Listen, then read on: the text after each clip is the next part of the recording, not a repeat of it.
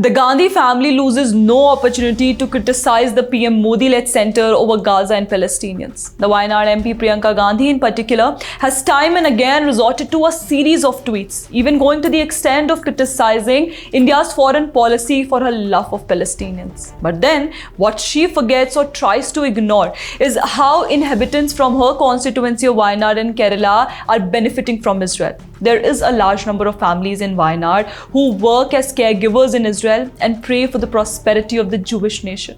As per the Mananthavadi Diocese of the Roman Catholic Church, over 1,500 people from these settlement villages in Wayanad work in Israel, most of them as caregivers. Father Jose Kocharakal, Vicar General of the Mananthavadi Diocese, told Manorama that migration to Israel has been a major blessing for women from cash-strapped settler Christian families. With no major professional degrees, these women were once housewives assisting their families in agrarian activities during the golden era of agriculture. A common religious background made migration to Israel a trend in Wayanad's settler farming belts over the years, he points out. Interestingly, there are places in Wayanad that are known as Israel Junction, Israel Nagar and Israel Corners.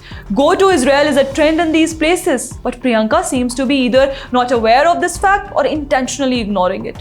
From Sonia to Rahul to Priyanka, even one gets agitated just by the term Gaza. Just a few months back, Sonia Gandhi wrote an article for several mainstream newspapers expressing her concern for Gaza and brazenly criticizing PM Modi for his policies, which she said were more pro-Israel. Rather than taking sides, the first family of Congress should visit these Wayanad families and see how it is due to Israel that they can make two ends meet. But then, vote bank is the Gandhi family's first priority.